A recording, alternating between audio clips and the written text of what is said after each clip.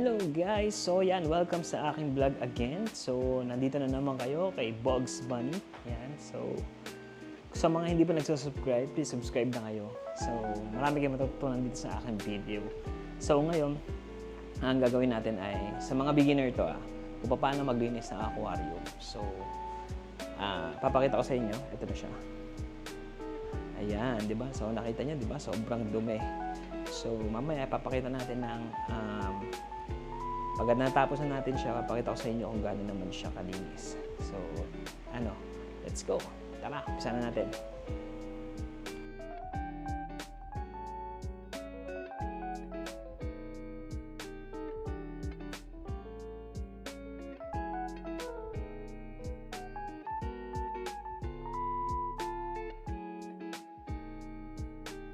Kailangan ay ito. Para saan ba to? Siyempre, ang unang-una, babawasan natin ng tubig. Kasi hindi mo yan malilinis kung masyado mataas yung tubig. So, papatayin muna natin. And then, ilalagay natin ito. So, dito natin ilalagay yan. And then, itong magic trick, bro, na hindi ginagawa ng iba. Sisipin mo to, and then dito lalabas yung tubig. So, galing, di ba? So, pag kung wala kang pang-pampa, pero may nabibili naman sa Shopee, dito kasi mano-mano to. So, wala pa ako. Hindi pa nakabili ng ganun. So, mano-mano linis muna tayo. Nakita nyo? Easy lang, di ba? Ganun nakadali. Number 2, kailangan nyo nito pang-ipit. So, ipit natin yan. Para tumatapon lang yung tubig. Yan. And then, paano ngayon maglinis? Tanggalin nyo yung meron pa yung mga mga kuhol-kuhol na tinatawag. Yung suso. Kasi kasama yun dun sa sa may tubig na sa may buhangin. Ang buhangin ng aking aquarium. So sabi ng aking pinagbilan talagang dumadami yan. So ayun, sobrang kapal na pala. Ayan, ito yung sponge ko pa na isa. So mabilis lang to guys. Mabilis lang to. Ayan, kita nyo? Nakikita nyo na yung fish. So, dudo. Yan talaga ang paglilinis ng aquarium. So, isasama nyo na siya sa ng tubig. Kasi, yung tubig namin dito is deep well. Kaya, napakadumi. Dito sa aming subdivision.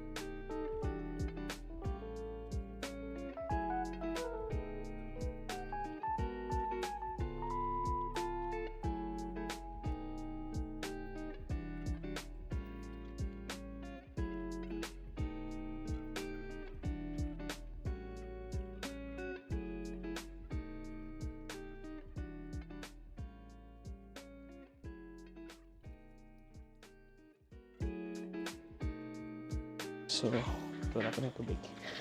Yun. Ayan, naka-filter na yan. So, ayun makita nyo guys.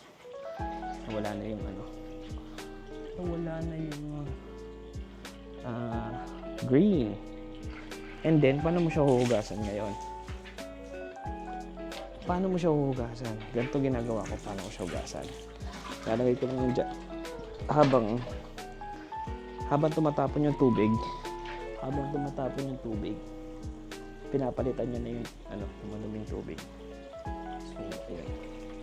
So, nakikita na siya. Ngayon, tatanggalin ko na yung mga bato. Ayan. Tanggalin na yung mga bato. So, ayan, makikita nyo dyan. ang daming suso niyan. So, hindi natin kailangan yan. Kailangan natin tanggalin kasi nakakapangit yung aquarium.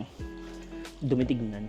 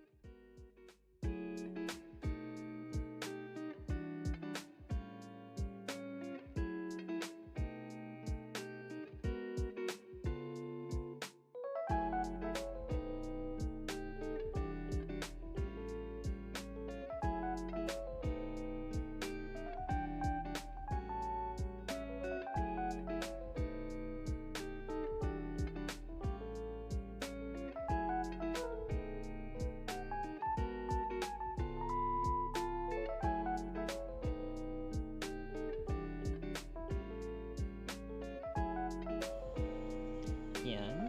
So, lilinisin natin yan mamaya. Kaya, yan, isi-set up natin yan ulit dito. So, yan yung maganda. Makikita nyo na ulit yung kagandahan niya.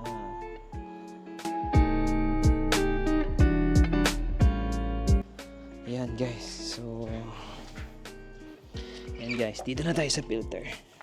So, linisin na natin yung filter.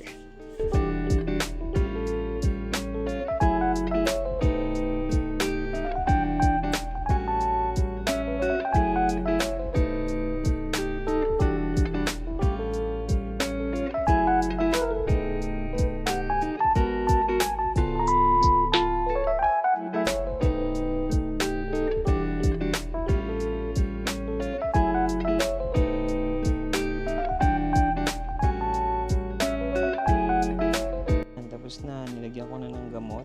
So, all blue na siya. Ayan.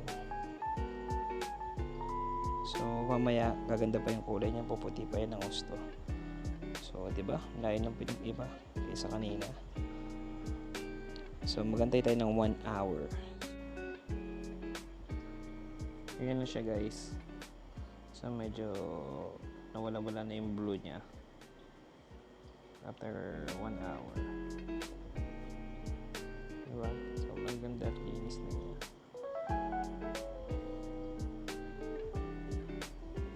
So, ayun na nga guys. Yan, tapos na natin. So, malinis na.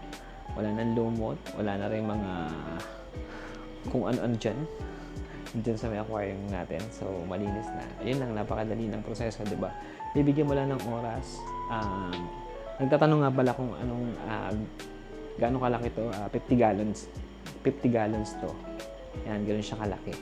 Kaya kung mag-start ka na ngayon kasi mas maganda at the same time, nakakawala siya ng stress. Please like and share to my YouTube channel so, para dumami tayo. Let's go! Bye-bye! Thank you!